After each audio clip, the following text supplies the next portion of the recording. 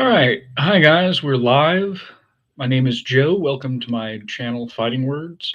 And this is Tangent Tuesdays. On Tangent Tuesdays, I pick a topic and I just sort of riff on it. So, first of all, this is the birthday of one of my former roommates and guy that I used to train with for a long time. And his name is also Joe. And that's all the information I'm going to get out because the internet is sketchy and I don't want you guys to get all of that stuff. But it's his birthday today. And sort of celebrate that, but also tie it into the martial arts thing. Um, he actually he had a history of training in karate when he was younger. Then when he roomed with me, I used to put him in chokeholds and arm bars all the time because I was a bit of a bully back then. Um, Mostly in good fun, but not something I would do these days. Anyway, um, so yeah, and he actually went to my first Brazilian Jiu-Jitsu competition. I got tapped out in like 2 minutes, but he seemed to enjoy what was going on, and then he got into Brazilian Jiu-Jitsu himself. And the place he trained also trained Muay Thai and a few other things. Um, and we would exchange techniques. We trained together. This came in useful when he was jumped by three dudes, and he fought them off, basically using Muay Thai and wrestling and Jiu-Jitsu. So the topic for today is going to be funny training and sparring stories.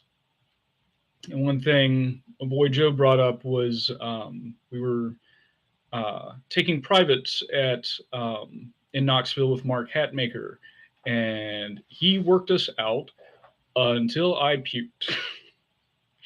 so so that was fun. That probably wasn't the only time that happened.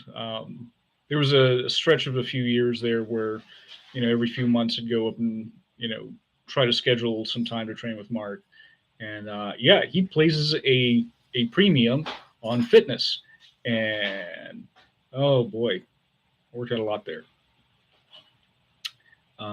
Anyway, so funny sparring stories. Let me also bring up just a funny sparring story with my boy Joe.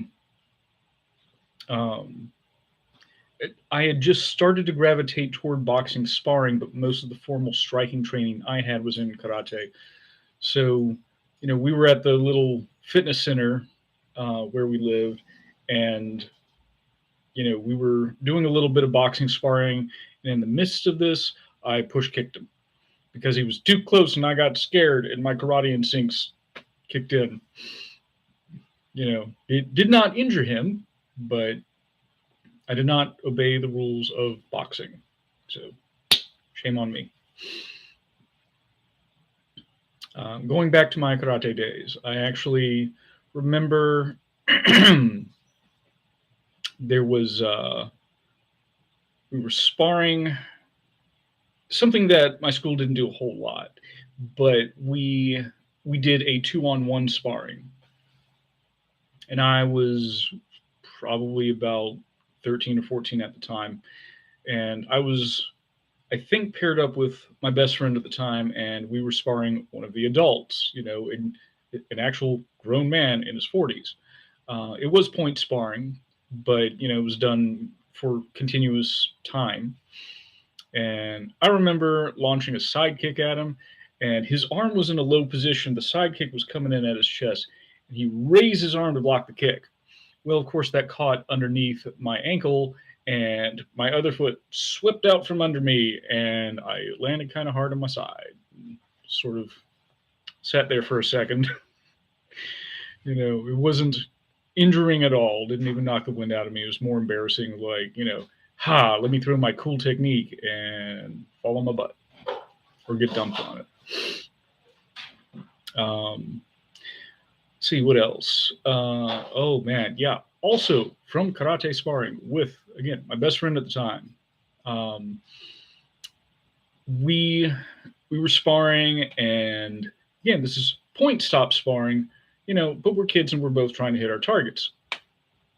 So I threw a kick at head height with my rear leg, and he threw a kick at body height with his rear leg. So my leg was up in the air, his leg hit me right in the crotch. It was a thing of beauty. Not for me, but it was about as perfect a crotch strike as you could get. And I had enough presence of mind to bow and then more or less collapse and drag myself into the waiting area. I was done for the day, and in the time since then, I've learned the value of wearing cups. What else? Let's see.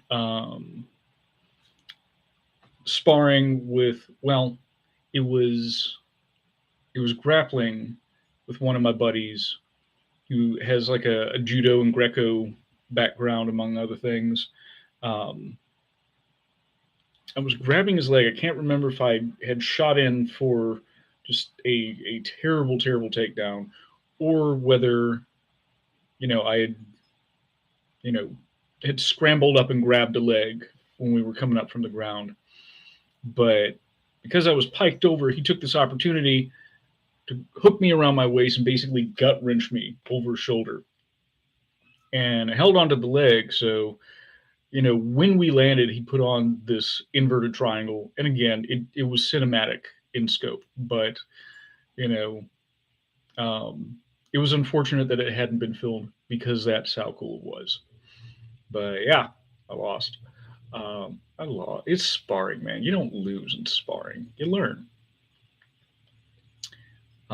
Another time, going back to my college days, one of the guys that lived in my building was a high level Taekwondo guy. I think he was an alternate in the Olympics. Um, multiple time AAU champ.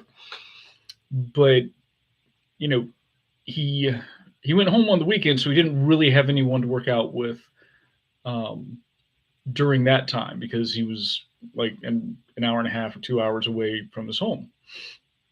He learned I did martial arts, and I had some feeble attempts to try to do some sort of sparring drill with him because again, this is like a high level guy, and I just wasn't at that level. But I do remember, recognizing that this guy completely outclasses me. Nothing I do is going to make any difference here, right? So I decided to go for the old, 1970s kung fu kicking combination where I was going to throw inside crescent kick and then spin around to an outside crescent kick. I was like, okay, I'm just going to do this, when we're on the line and he says go. It doesn't matter if it lands. I'm just having fun at this point because, again, I'm no challenge for this guy. Well, he led off with a lead round kick that my inside crescent kick knocked down, and I continued my spin and actually caught him with the edge of my foot, in the center of his chest with the outside spinning kick. And again, didn't plan it. Not I didn't intend. I didn't think. I didn't imagine I was going to hit this guy. And it was a fluke, and it was so cool. Again, never came close ever again. So, um, and I think that's a lesson that people can bring to sparring is, sometimes you got to have fun. You just got to try new things. Sparring is for learning. It's not about winning. There are times when the goal is to like go competitively to sort of prep you for a competition, or to sort of assess where you are, and all that stuff is important. But by and large, it's really about just learning and testing stuff out, and that's why you can go for all this crazy stuff. Let's see what else.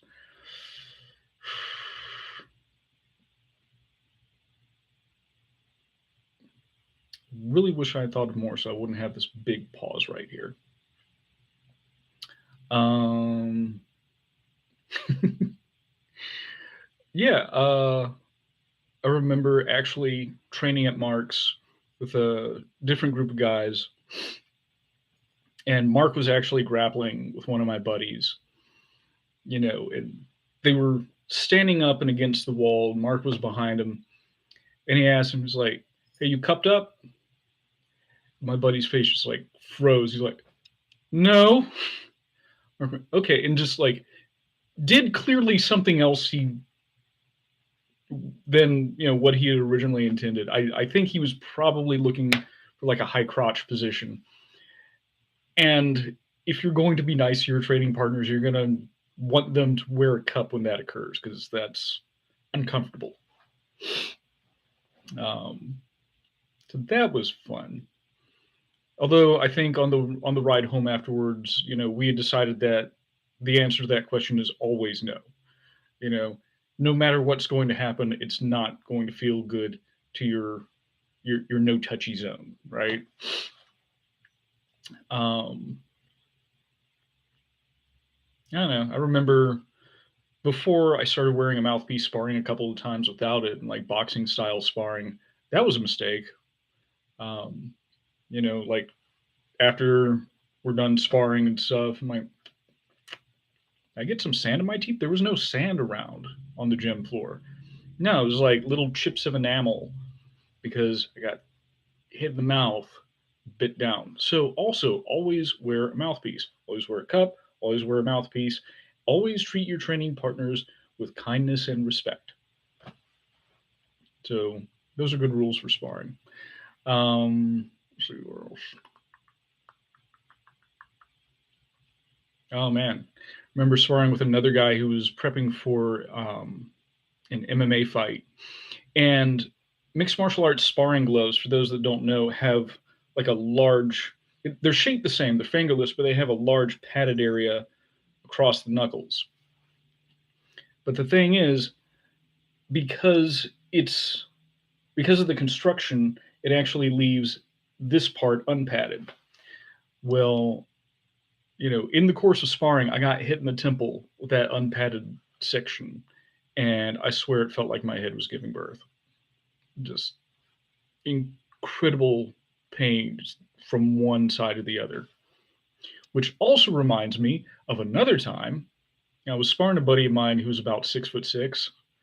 We were doing boxing style sparring, and this was pretty early into my boxing training. I'd like to think I've improved since then, but I had a bad habit of throwing a punch out and then dropping it down when it came back. Well, I did that, and he threw exactly what he was supposed to do, threw a cross, hit me here. I felt it back here. I can't explain that. That doesn't make any sense. But yeah, punched me in the corner of my jaw and like the opposite side of my skull hurt. It's like, okay, I'm gonna need to sit down for a second. Hold on. Um,